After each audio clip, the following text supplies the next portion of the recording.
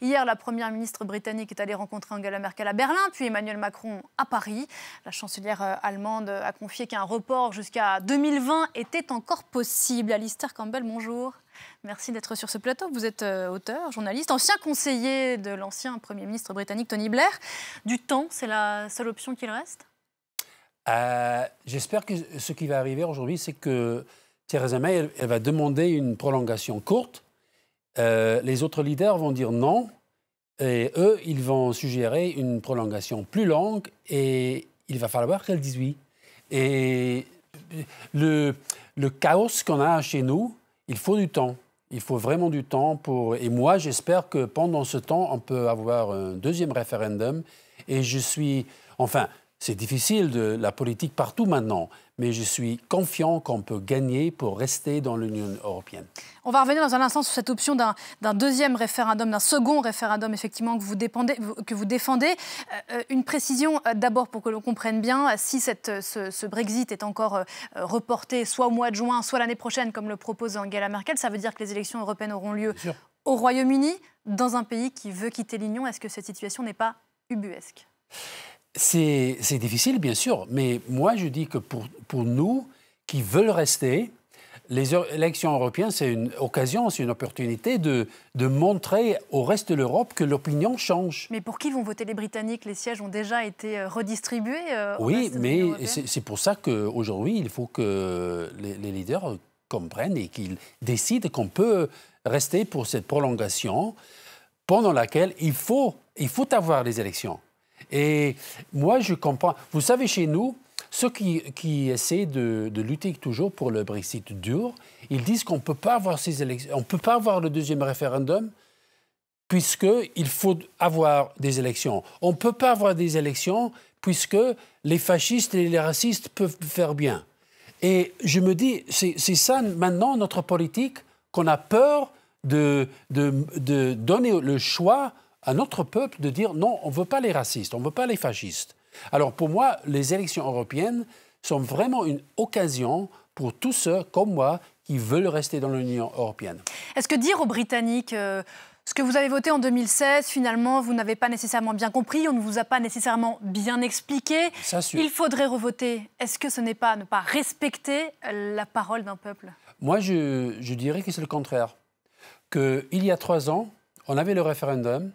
La campagne a été menée et a été gagnée par, je le dis, des menteurs, des charlatans, dont un, Boris Johnson, veut être le Premier ministre maintenant, veut remplacer Theresa May, devenir le Premier ministre. Et là, les gens, moi je dis rien contre ceux qui ont voté, puisqu'on leur a expliqué que ça va faire du bien, on va avoir beaucoup plus d'argent pour le service de santé, qu'il n'y aura pas de problème, qu'on va faire des deals partout dans le monde et l'économie va pousser. Et le contraire, maintenant, on le voit. On voit, pendant ces négociations, et bien sûr, Theresa May n'a pas très bien, mais ce n'est pas seulement elle le problème, c'est le Brexit. Les promesses qu'ils ont faites ne sont pas possibles. Parmi ces problèmes inextricables, Alistair Campbell, il y a cette question de la frontière irlandaise. Oui. Ni les 27, ni le Royaume-Uni ne veulent réinstaurer cette frontière entre les deux Irlandes. Pour autant, le Brexit l'impose d'une certaine façon. Toute la semaine sur cette antenne, on a essayé d'expliquer comme on le pouvait, ce Brexit auquel, il est vrai, personne ne comprend plus vraiment grand-chose. C'est le 3e volet tout de suite de notre série, donc intitulée « Le Brexit pour les nuls ». Sur cette question de la frontière, on va regarder les explications de Catherine Norris-Trent. On en reparle juste après, si vous le voulez. D'accord.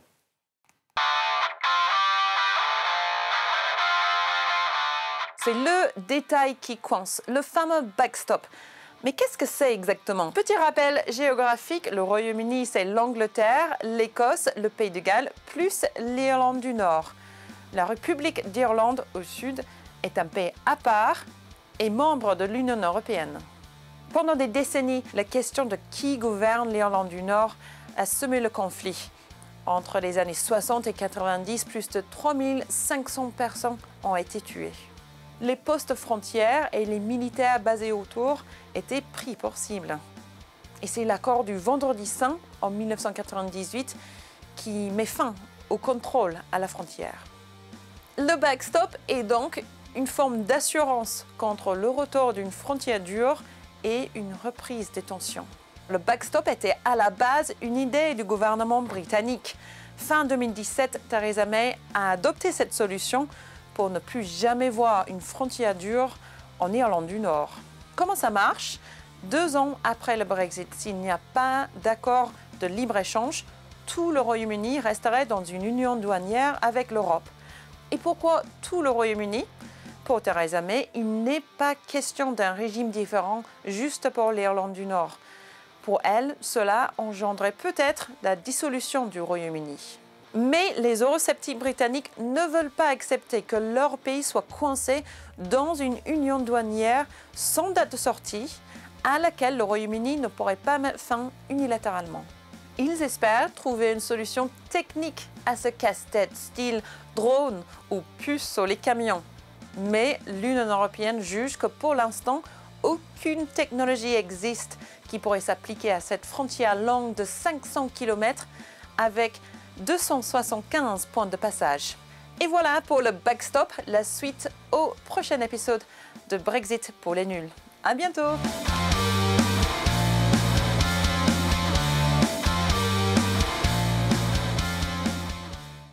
Voilà, suite de cette série demain assez savoureuse. Alistair Campbell, on n'aurait pas pu y penser avant, à ce problème inextricable de la frontière irlandaise, mais le temps ne va rien changer au problème. Et on a essayé. Pendant la campagne du référendum, Tony Blair et John Major, les 2 premiers ministres qui étaient là avant les accords du Vendredi Saint, ils sont allés à l'Irlande du Nord pour essayer d'expliquer que le Brexit, comme prévu, ça pourrait être un problème. Et personne, les médias, les politiciens, ils ne voulaient pas entendre. Et maintenant, on le voit. Et c'est vraiment, si on quitte sans deal, il faut une frontière, puisqu'on va être dans une zone économique et politique différente. Il faudra des checks, il faudra des choses qui ne sont pas là.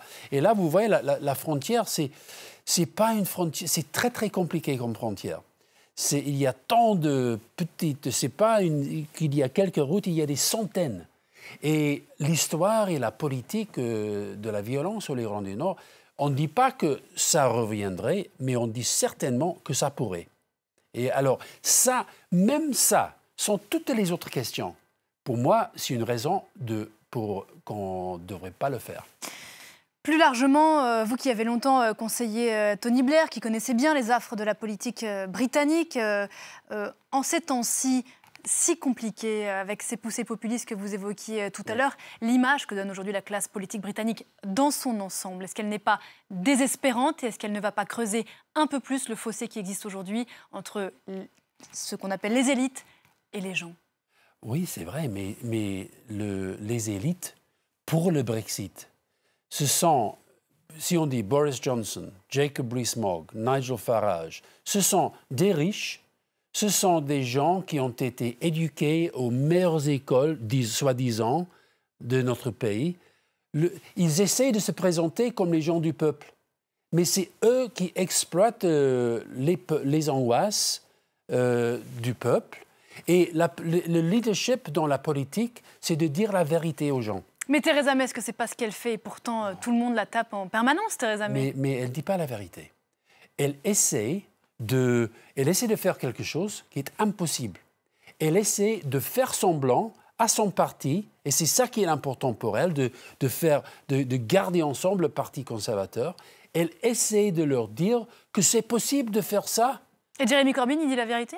Non, pas du tout. Les deux, ils ne disent pas la vérité. Lui, il parle d'un « jobs first Brexit », un Brexit pour aider des emplois. Ça n'existe pas. Et on est là sur le point où il faut dire la vérité. Hier, on faisait un rallye pour The People's Vote Campaign, pour ce deuxième référendum. Et on avait quelqu'un, voilà, la Chambre des communes, une des plus célèbres speakers, c'était Betty Boothroyd, la première femme qui était speaker. Elle a maintenant 89 ans. Elle était là hier, elle faisait un discours mais fantastique. Et elle disait que elle, ni Jeremy Corbyn, ils ne disent pas la vérité. Et c'est là, ce que veut le peuple partout en Europe, c'est des politiciens qui leur disent on ne peut pas faire ça sans vous faire du mal. Si vous voulez le faire, sachant que ça va nous faire du mal, bon, on y va. On peut voter encore pour ça. Mais sinon, on peut revoter sur une question différente. Est-ce que ça, ce Brexit qu'elle vous offre, ou un autre Brexit qui est offert par Boris Johnson et ses menteurs et charlatans, est-ce que vous préférez ça à ce qu'on a? Et moi, je suis assez certain que le public, maintenant, votera pour rester. On comprend bien qu'on n'est pas au bout de nos peines. Donc, merci beaucoup, Alistair Campbell, d'être venu ce matin sur le plateau de Paris Direct. Dans l'actu